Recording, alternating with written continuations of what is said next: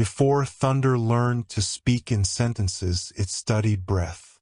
It gathered in the chest of the sky the way a thought gathers behind the tongue, waiting for the right weather to become a word.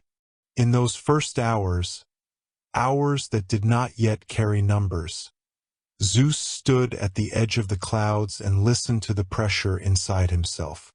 Lightning traced patient veins through the dark, and each vein whispered the same instruction. Do not rush power. Teach it to arrive kindly. They call him king. Titles are thunder spoken too loudly. Beneath the bronze and the laurel, beneath the eagle's calm doctrine of height, there was a man who carried weather. His shoulders remembered mountains. His hands remembered trees. His heart remembered a smaller drum he had once danced to when the world was younger and arguments were still learning their boots. He held the thunderbolt the way a potter holds a tool, not to break, but to shape. In the forge of storm, Hephaestus had hammered the sky into instruments. Rods of bright intention, handles of gathered noon, tips that understood where fear lives and how not to aim there. Zeus took one into his palm, and it hummed like a bee deciding which flower will best translate summer. Will you hurl? Asked the wind that loved spectacle. I will place, said Zeus, and the wind, slightly embarrassed, folded itself into usefulness. Below, the world rehearsed its old choreography. Sailors measuring courage against waves, shepherds counting brave distances with patient feet, olive leaves making sequins for the sun.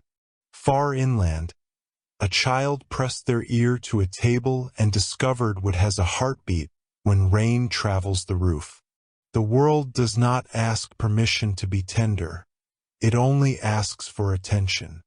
On this day that matters to our telling, a mountain rose to greet a cloud, and the cloud bowed to accept the greeting. The first drop fell. It was a bell rung softly inside every leaf. Then a second. Then the careful applause of 1,000 more. In that hush that happens when rain forgets to be dramatic, Zeus felt the pressure inside his ribs loosen into a path. The storm within him wanted to learn the world's grammar. He closed his eyes. In the dark behind his lids, the lightning walked its silver circuits, patient as monks counting silent prayers. He saw corridors in the heart where weather is stored.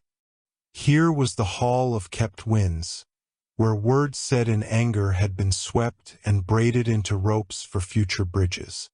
Here, the room of softened thunder, where shouts resting on cushions learned to become lullabies. Here, an alcove labeled only when needed.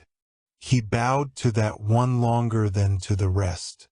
Lord of Sky, said a voice near his shoulder. Remember the small. She had hair the color of rain on stone and eyes like the calm between flashes. I am Mnemosyne, keeper of memory. You cannot govern storms if you do not recall the seeds that ask to drink. Teach me the names, Zeus said. She touched his wrist, and the thunderbolt softened its hum to a purr. Not names, she said. Uses.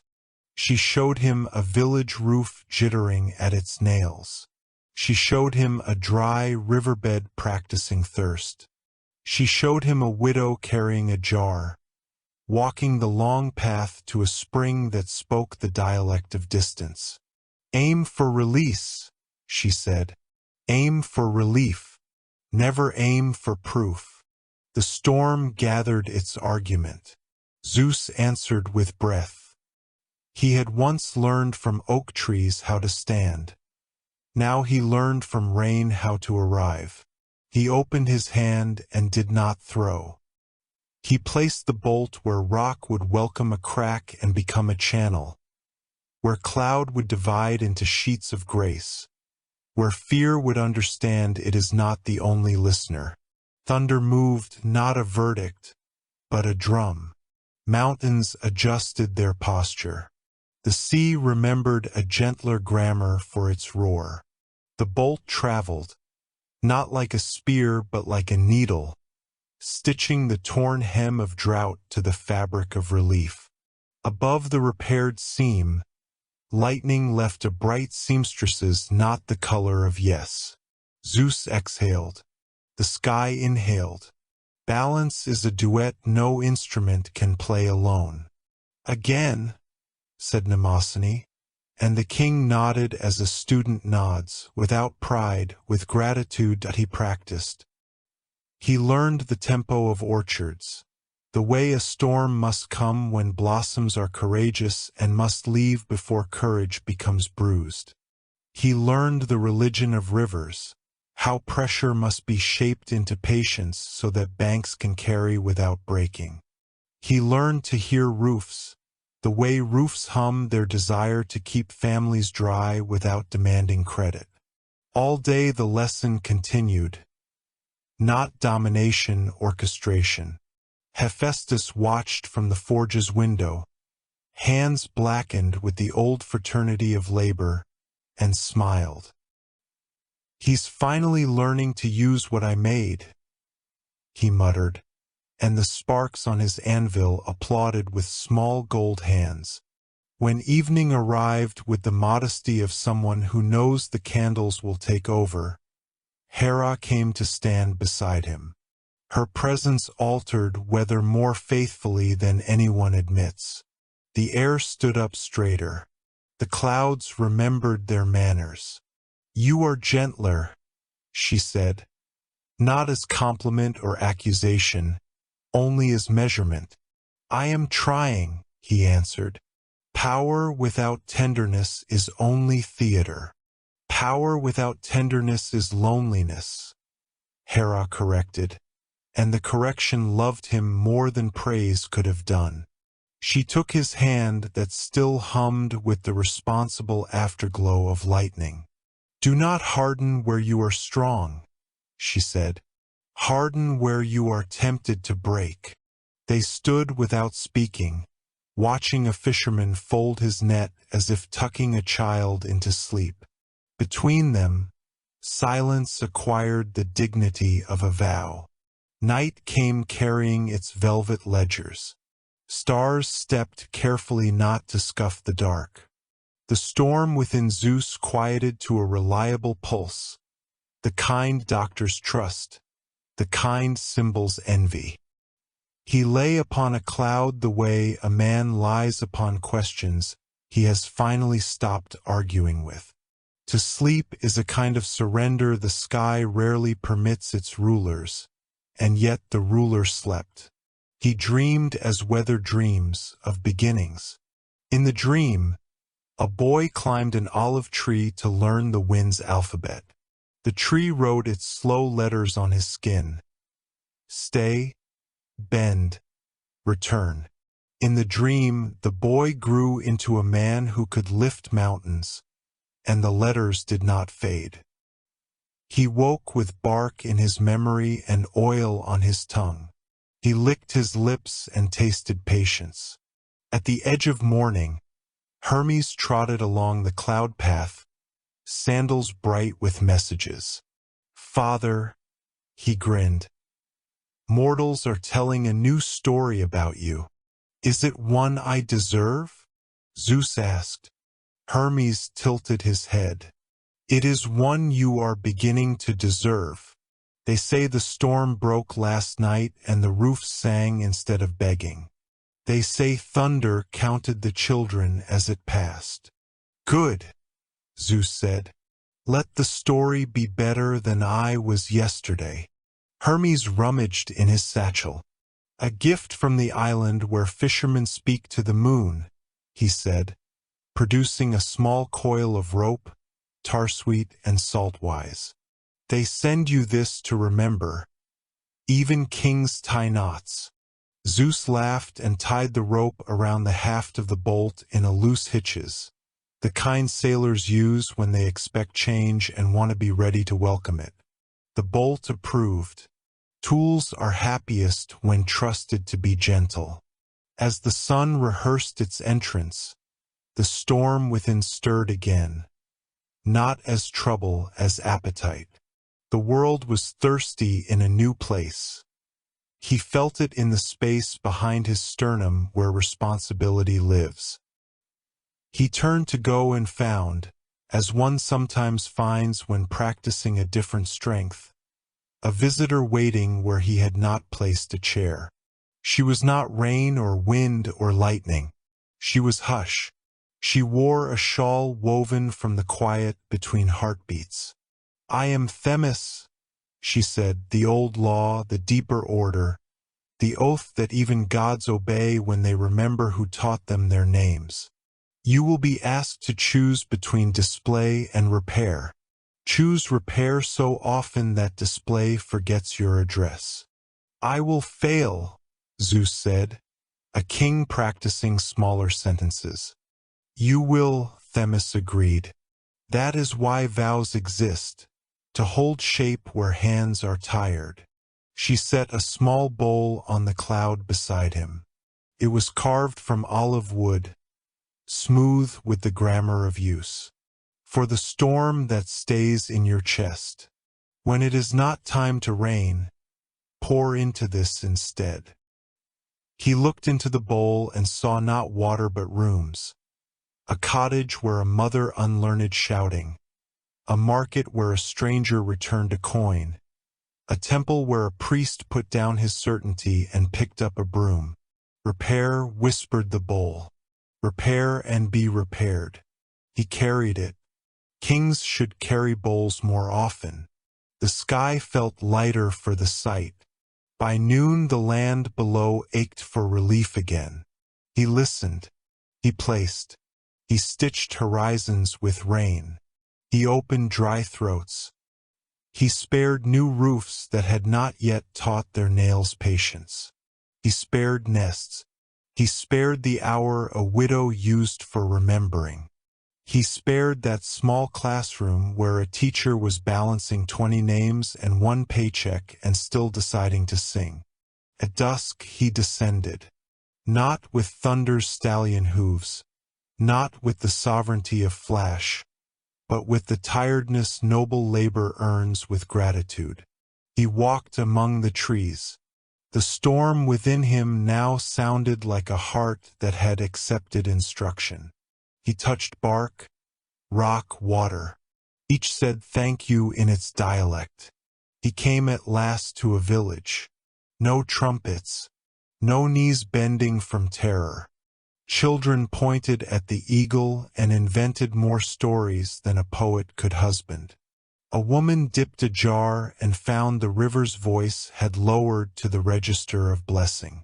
An old man removed his hat before the rain just to feel history lay a hand on his hair.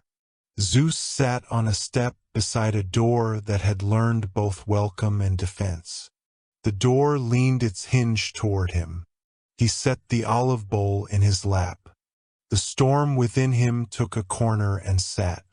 A child approached and, with the blunt honesty only small hands risk, touched the bright rope at the bolt's grip. Is thunder heavy? The child asked. It is heavier when it thinks it must prove itself, Zeus said. Lighter when it remembers it is allowed to help. May I hold it?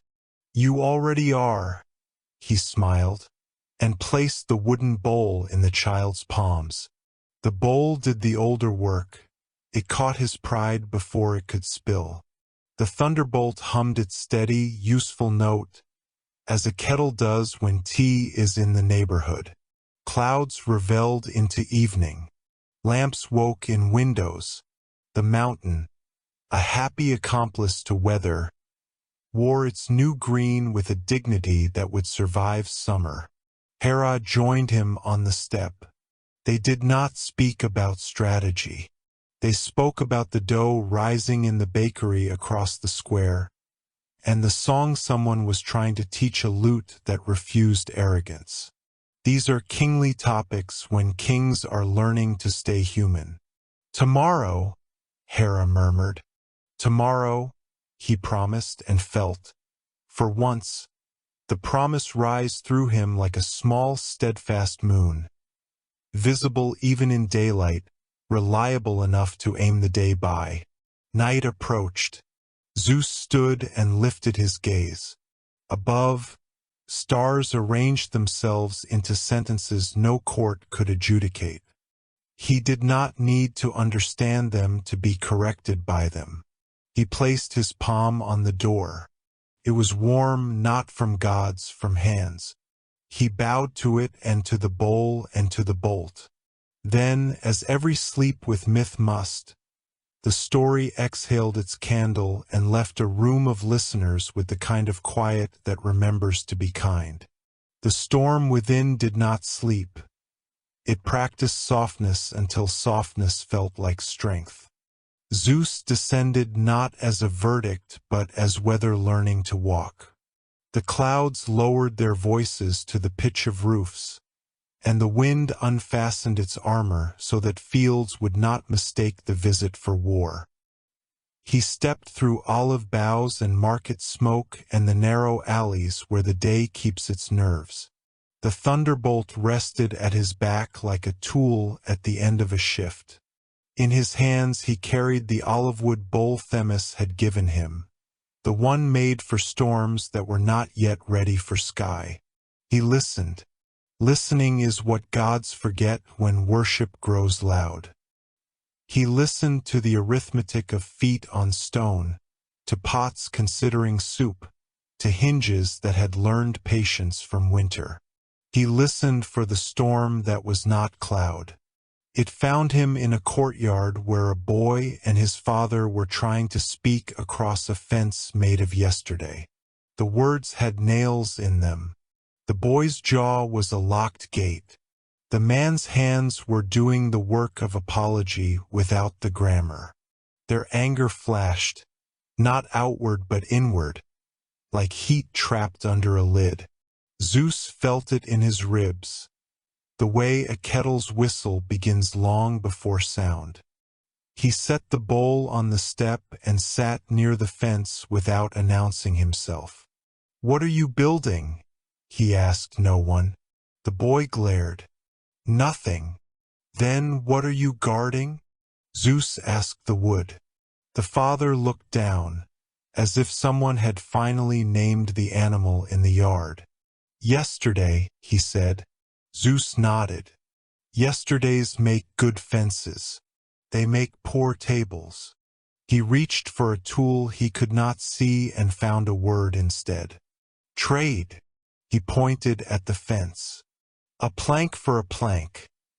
One remembered hurt for one remembered help."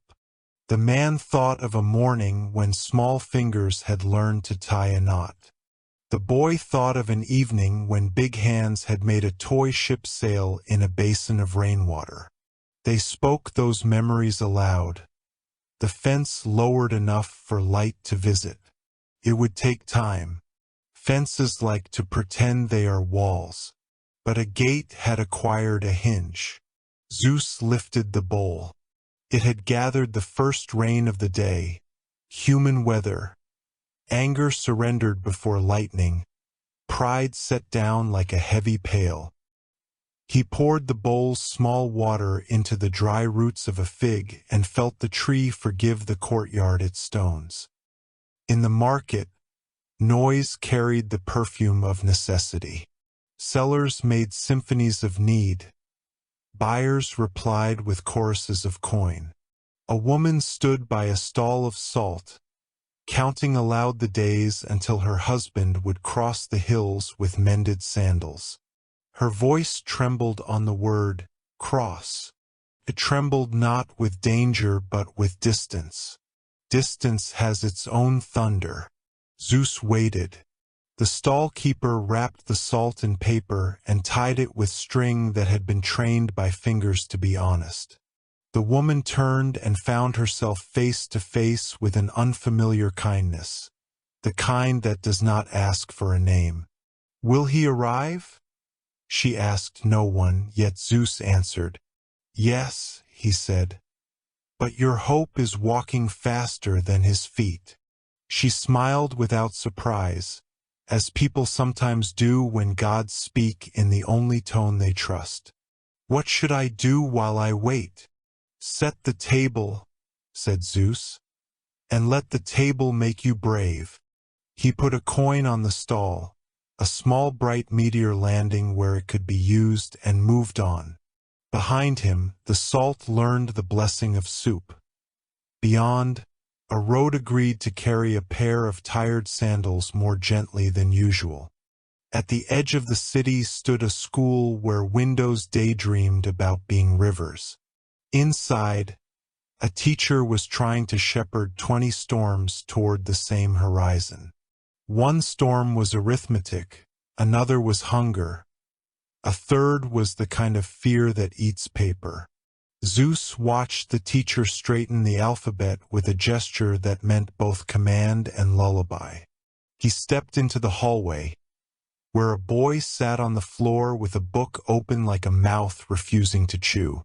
Thunder stirred, small thunder, the kind that lives in embarrassed cheeks.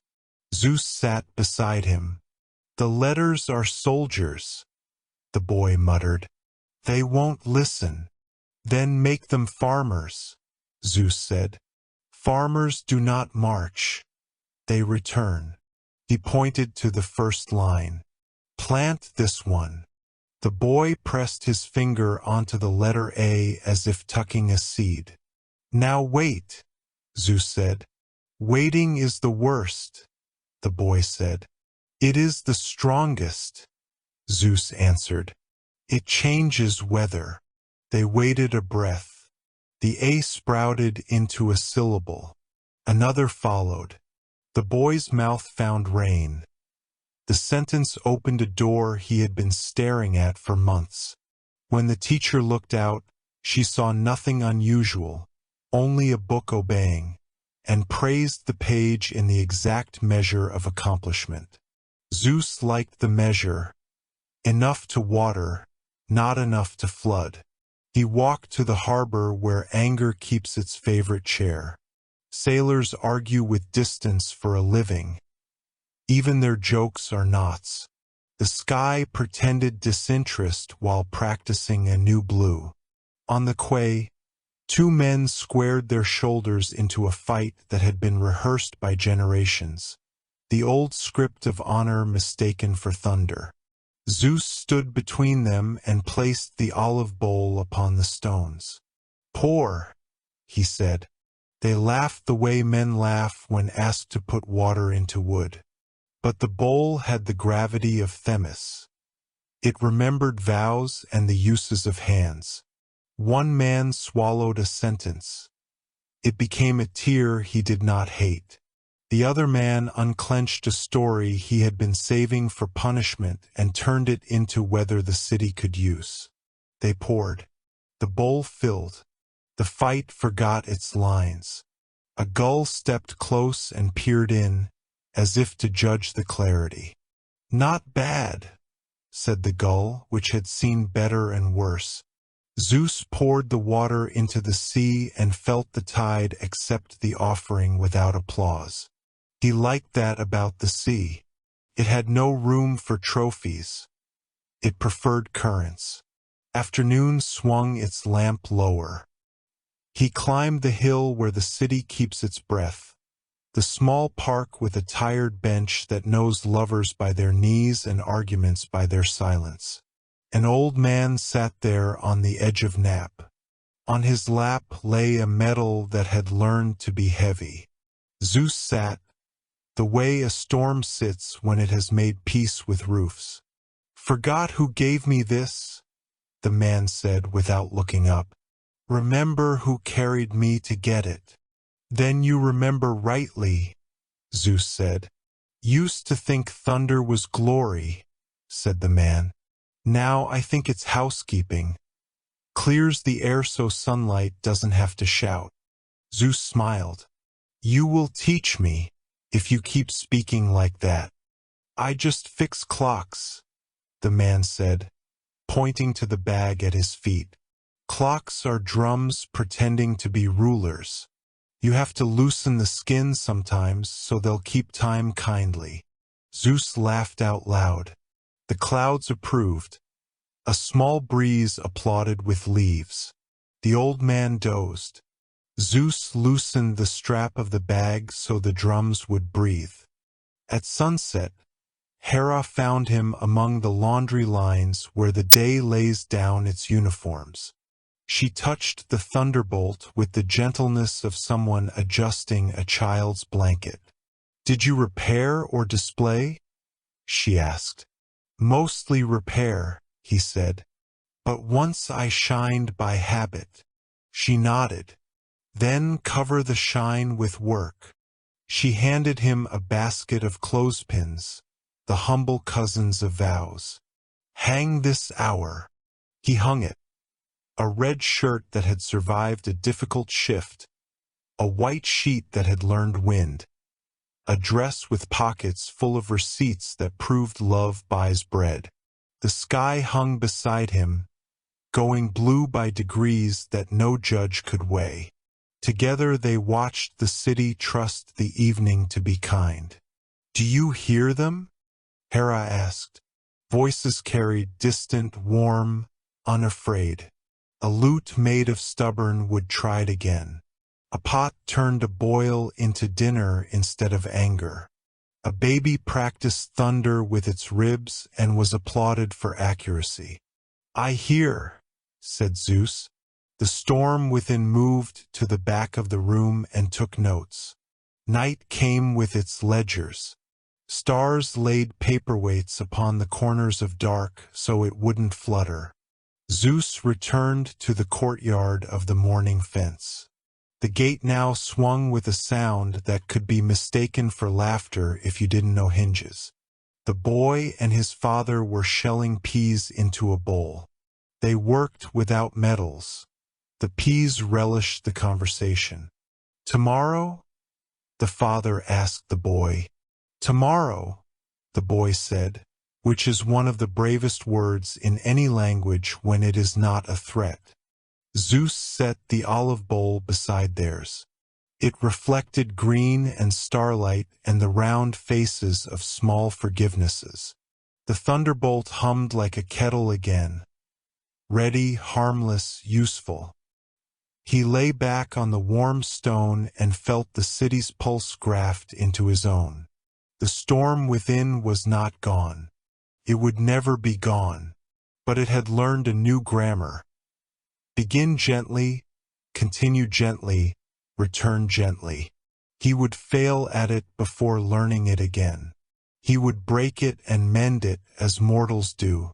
He closed his eyes. In the cloister of breath where seasons teach lungs to behave, something shifted, perhaps a vow remembering its shape. The wind moved a curtain. A child turned in sleep. Two neighbors paused at the same stair and decided to soften their shoulders. Somewhere, a clock loosened its skin. Before thunder said anything, breath had already taught what needed learning. Gods are students of that order when they are wise. Zeus slept, and the storm within attended to the housekeeping of mercy. Above the mortal plains, Olympus glimmered like the echo of sunlight caught inside a drop of dew. The palace of clouds rested on its foundations of breath and promise. Here, thunder was a language, and every god spoke it differently. Ares in shouts, Aphrodite in laughter, Athena in questions that burned brighter than lightning itself. But lately the mountain had grown uneasy. Whispers moved like insects through mist. Zeus has gone quiet, and quiet, to those who feared silence, meant weakness. He sat on the marble balcony that looked over every storm he had ever called. The sky trembled beneath him like a sea remembering its depth.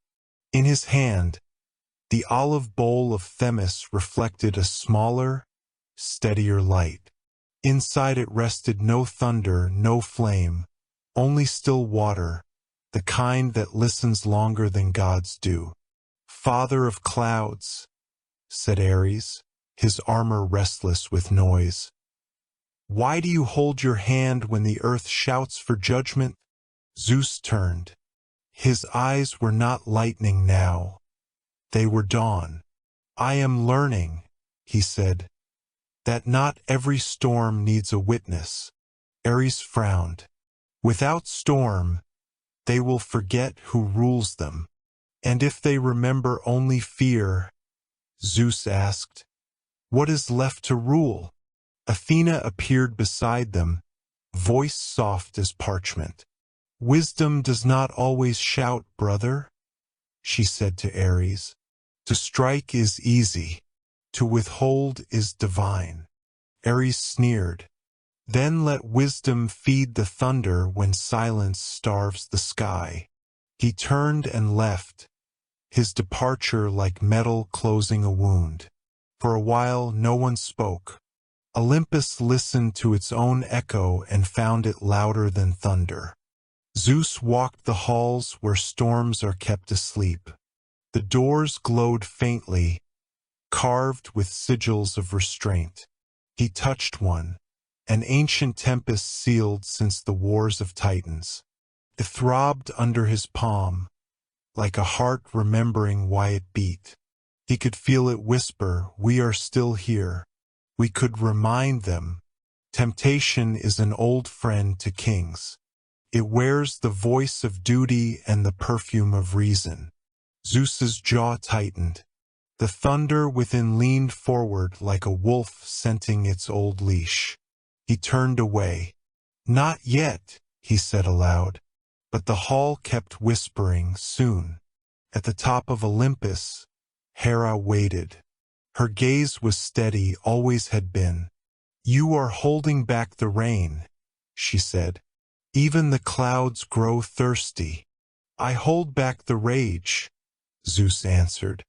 The rain will come when it is kind. Hera's lips curved with something between worry and pride. You forget what kindness costs in Olympus, she said. They will test you. I know, he sighed. But a storm that forgets mercy forgets its purpose. He walked past her to the edge of the mountain. Below, mortals kindled their fires. The glow looked like stars learning humility. He envied them for their smallness, the freedom to fail loudly and still be forgiven by dawn. Do you ever tire of being vast? He asked. Hera's hand touched his shoulder. Every morning, she whispered. But we were made large to carry what others drop. That night, Olympus dreamt uneasy dreams. The clouds folded and unfolded like restless blankets. From the deep east came a hum, the forgotten storm, awakening. Zeus felt it before the first tremor touched the marble. The hall of tempests cracked. Bolts, sleeping for centuries, stretched their wings. Wind rushed like old soldiers remembering war. He stood in the courtyard, barefoot, the air shaking around him. Ares appeared again, his eyes alight. At last, the sky remembers its master. No, Zeus said, the sky remembers its pain. Ares laughed, spinning his spear. Then heal it by striking first. Zeus raised his hand. The lightning obeyed, but instead of aiming, it circled. It moved like a ribbon of thought, tracing the horizon, touching no one. Thunder followed, not in anger, but in warning. Stand down, Zeus said. You would wound what you mean to guard. Ares lunged forward. Lightning caught the tip of his spear and melted it into rain. The drops hissed against his armor like words he couldn't pronounce. Athena arrived then, her owl circling the chaos. End it, father. They will not learn by fire. I am not teaching them, Zeus said. I am teaching myself. He lifted the olive bowl. Themis' gift trembled in his grasp.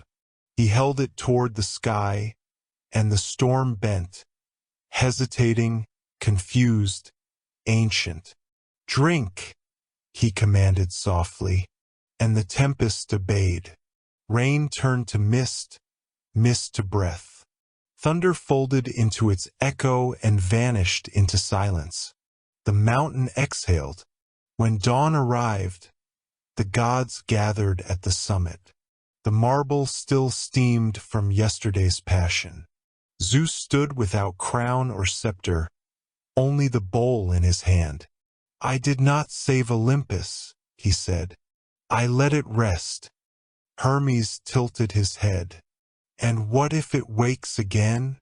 Then I will listen, Zeus said, because the storm within me still speaks.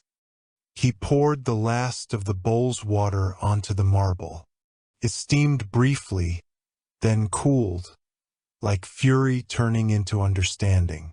The clouds broke open. Light spilled through them, not as conquest, but as invitation. The gods said nothing. Silence has many meanings, and this one was respect. Zeus looked to the east, where mortals were waking, their fires small, their hopes loud. He smiled, not as a ruler, but as a student grateful for another lesson.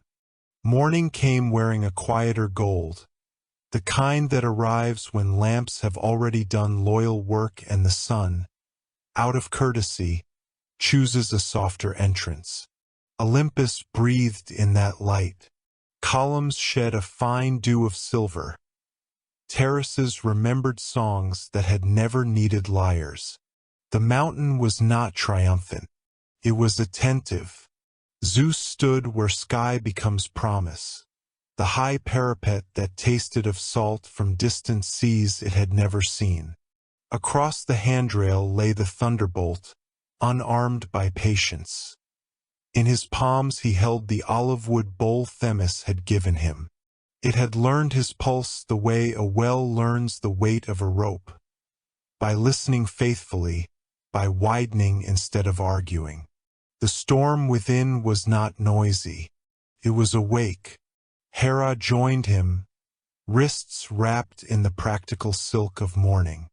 You have reigned where you could repair, she said. Now the earth asks for a different weather. What weather? Zeus asked, because questions are the ropes of kings. Silence, she said, and her mouth smiled at the paradox. Not absence, presence that chooses the shape of quiet. He looked over the world. Villages pulled bread from ovens with the tenderness armies dream of. Markets rehearsed chatter. A child learned the grammar of tying shoes. A widow watered geraniums with the exactness of memory. In each picture he felt a small pressure. Belief thinning, not from malice, from fatigue. It rose like heat from cobbles and locked itself in rooms where prayers had learned to whisper so as not to wake disappointment. They doubt, he said, not wounded but sober. They do, Hera answered. And doubt is a kind of weather, too. What will you send? He lifted the bowl and found, instead of an answer, an image. A door half open, a chair set at an ordinary table, a lantern with no desire for altitude. I will send room, he said. So he began. He set it down and picked up the thunderbolt. It weighed less, or perhaps he did. Tomorrow, Hera said, smiling, the word already busy tying the day to its promise. Tomorrow, he answered, at peace with the size of the word. And while Olympus settled into a night that knew where everything belonged, the earth below practiced the art that keeps storms honest. The art of keeping watch without demanding wonders. The art of doing small things correctly so that large things remember how. Peace is not the end of weather. It is a new climate learning its gestures. After the season of thunder that did not need to prove itself, after the rains that arrived with the accuracy of kindness, Olympus woke into a hush that felt like a vow kept. Columns stood taller because listening had been done upon them. The parapets held the weight of unthrown lightning the way a harbor holds ships that trust the shore. Zeus rose before the first kettle in the world chose to sing. He stood in the corridor of dawn, where marble meets breath, and tested the air as a physician might test a pulse. The storm within answered not with drums but with a steady bell, the kind ringer's sound when a village is safe. He lifted Themis's olive bowl. It held nothing and, in holding nothing, made room for everything. He had grown careful with grandeur. Once he had been tempted to speak only in spectacle. Now he was learning the conjugations of small, how a god says please in the language of roofs, how he says thank you in the language of wells.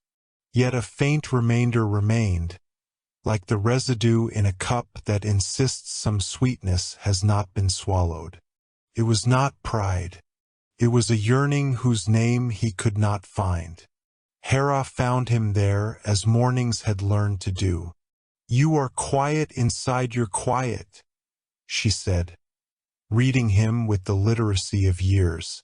"I am missing something," he admitted. "Power?"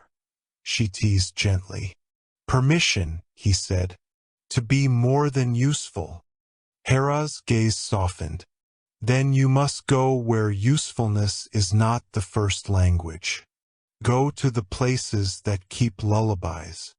She placed in his hand a ribbon from her hair, the color of evening's first certainty. "Tie this to whatever you want to remember as soft." He descended, not on thunderheads but on the steps of ordinary hours. The world was oiled with work. A baker dusted the counter with flour that remembered rain. A nurse rinsed her hands and spoke a private amen to the basin. In a narrow street, a violinist warmed her instrument by asking it questions it preferred to answer in tempo.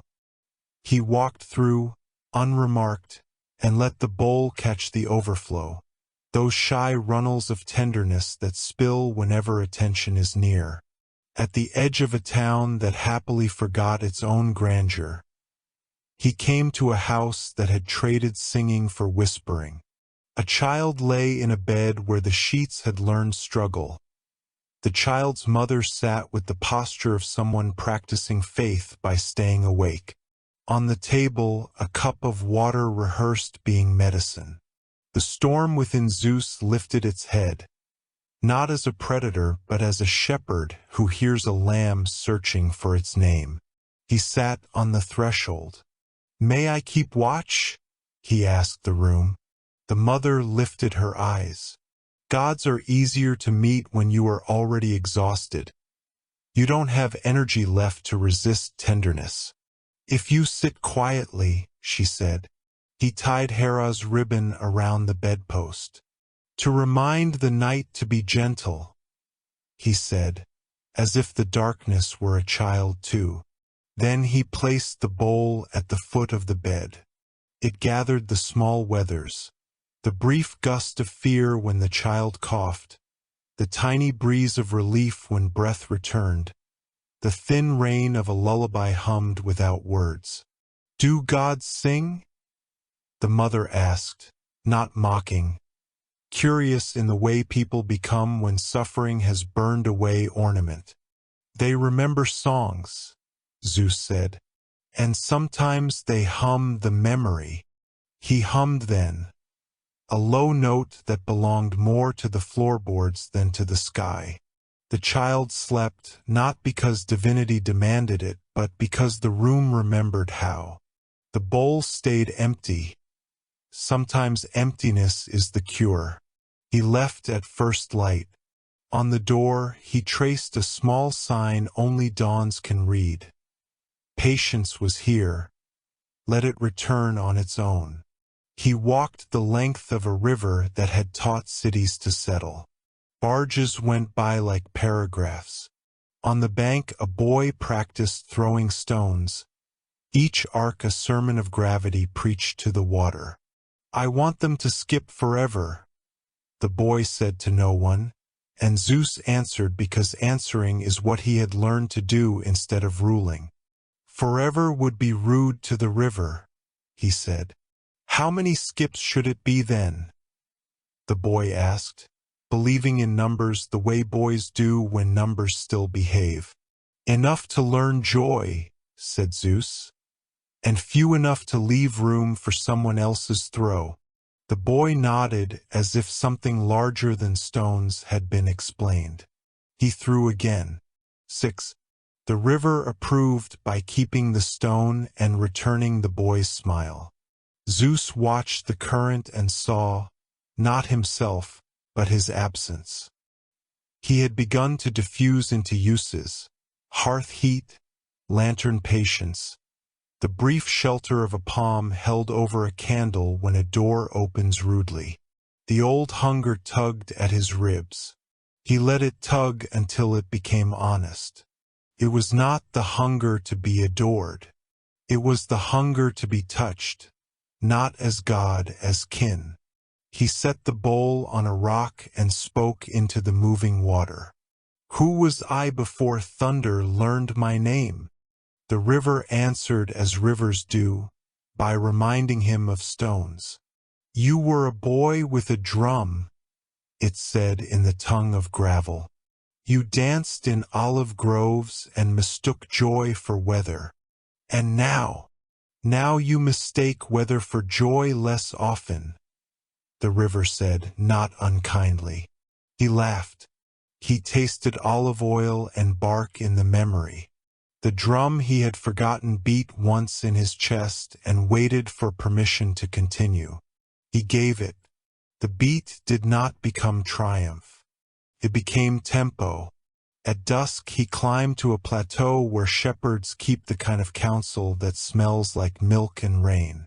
A fire burned the size of a promise.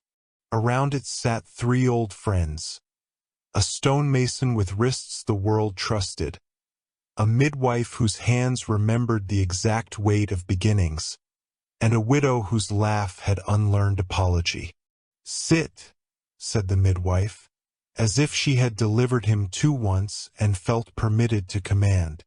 "Tell us the news from the high rooms." "There is less news than work," Zeus said, accepting a cup that had been baked as carefully as any child is named. "Good," said the stonemason.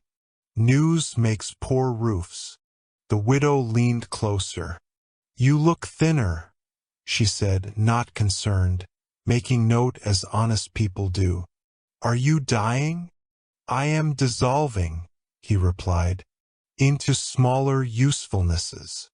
"Like salt," she said, and tossed a pinch into the pot. "It is the fate of what wants to be tasted everywhere." They ate. The sky groaned once, not with weather, with contentment, the sound a home makes when chairs are the right distance from the table. "Tell us a thing we don't already know," the midwife challenged kindly. Zeus thought and answered the way rivers answer puzzles, by remembering a bend. "Mercy is not a loosening of law," he said. "It is law achieving its purpose." The stonemason nodded, satisfied as when a plumb line agrees with a wall. "I will mortar with that," he said. "It will hold." The widow sighed and looked at the stars with a familiarity usually reserved for laundry lines. "And love?" she asked. Zeus turned Hera's ribbon in his fingers. "Love is the weather law serves best." She smiled, and the fire realized it had been trying too hard. It settled into exactly enough flames to keep feet and stories warm. In the temple of Athena, where questions are polished until they reveal their modesty, Zeus found the goddess sketching silence with a piece of chalk. "You are diffusing," she observed. "I am learning to be many rooms," he said. "Rooms require doors," she replied. "Remember to be one." She pointed at the thunderbolt where it rested against a column. "And remember, sometimes the kindest door has a lock." He bowed. "Teach me where." "In the mouths of tyrants," she said. "And in your own mouth when praise tries to make you forget your teachers." Hephaestus arrived with a new handle for the bolt, wrapped in leather that would not slip when hands were wet from mercy. "Try not to scorch," he joked, which for him was a poem. Aphrodite tied Hera's ribbon at the haft, knowing it would be mistaken for ornament by those who didn't know ribbons bind. 2. Themis entered last, apron dusty, hands washed but unwilling to brag. She opened her palm, a small nail ordinary as noon. "For your pockets," she said, "to tack small truths where wind insists on drama." He placed the nail beside the coin he had once left on a salt-cellar's stall and the marble a child had traded for courage. His pockets clinked with younger sovereignties. Weeks passed. The sky learned his new handwriting. It signed its name on rooftops with light that did not demand attention and wrote its blessing on fields in a script the plow could read. Zeus slept more. Gods who trust their worlds sleep better. But some nights, in the window the moon leaves ajar for those who still have questions. A different weather stirred. Came not as storm, as absence, the kind that has weight. He woke and found himself missing a sound he had taught the heavens to fear and then to respect. The clean, declarative crack of lightning telling chaos to sit. He missed it not as a tyrant misses applause. He missed it as a craftsman misses a tool that, used properly, heals. He walked to the tower that had become his vow. On the sill the lantern burned the shape of a listening ear. He took up the thunderbolt. It hummed, not eager, ready. "Old friend," he said, "shall we see if you still remember the seam?" He stepped to the parapet and lifted the bolt toward a horizon just now inventing dawn. "Not to throw, to speak. For children," he said softly, "who need a proof not of wrath, of guardianship." He traced a thin white line across the sky, a stitch, nothing more, then let the morning carry it as ornament into work. In cottages and on ships and in kitchens where kettles were deciding who to be, people lifted their eyes and felt a remembering pass through them. They did not call it miracle. They called it weather behaving, and they stood a little straighter because of it. Zeus returned the bolt to its place. The bowl waited, empty as a promise ready to be kept. He knew now what had been missing. Not lightning, not legend, permission to be tender and to be seen being tender without apology. He went again among the hours and let the world teach him its finer instruments. The click of a latch content to keep strangers out while letting friends in. The hush of a theater right before a story chooses its first breath. The peculiar rhythm of two neighbors who begin to share a staircase schedule without ever speaking about it. One evening, the child with the marbles returned, older by a vocabulary, holding in his hands a kite shaped like a different kind of bird. "Will it fly?" the child asked. "It will learn," Zeus said. He held the string and felt the same hunger he had felt on the riverbank. Not to be applauded, to be included. They ran together across a field made of yes. The kite rose, caught by a wind that had always wanted company. It did not blame gravity for being true. It used gravity like a muscle to become more itself. "Do you know what thunder is?" the child asked, out of breath and certainty. "What?" "It's the sky clapping when we try." Zeus laughed, the laugh that comes when a god hears the correct theology from a small, uncredentialed prophet. "Then let us try well," he said. They did. And when the kite tangled itself in a friendly tree that had been waiting all afternoon to adopt a story, Zeus climbed. Not like a king, like a boy with a drum in his ribs. He untied the string with fingers that remembered rope, and in the bark he heard again the 3 letters the olive had once traced on his skin. Stay, bend, return. He climbed down, carried by a rhythm that needed no audience. At the edge of the field, Hera waited, eyes alight with the recognition that visits when vows are kept privately. "You look found," she said. "I found my hunger's true shape," he answered. "It was asking to be held, not hailed." She took his hand. The ribbon at the bolt's haft trembled like a satisfied pulse. Evening lowered itself onto the world with a tenderness that made even roofs feel blessed to be practical. He set the bowl on the table and the bolt beside it.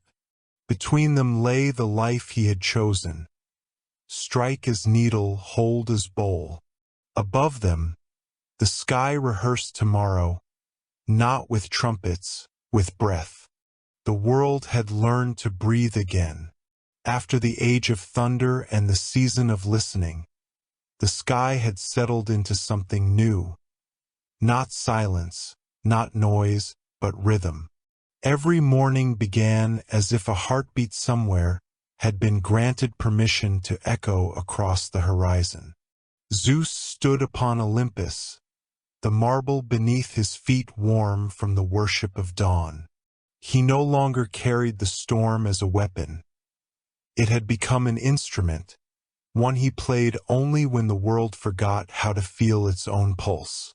The olive-wood bowl sat beside him, worn smooth, stained by the waters of countless mercies. And in its hollow reflection, he saw not lightning, but life. Below, the earth was different. Men no longer prayed for spectacle. They prayed in the small hours, through their gestures. The baker lifting his dough, the shepherd counting his flock, the child whispering good night to a candle before sleep. Faith had taken on the texture of work. Quiet, honest, repetitive, real. Zeus closed his eyes and listened. Each sigh of wind carried a confession. Each ripple of water carried a gratitude. He felt them all not as a god above, but as breath shared between worlds.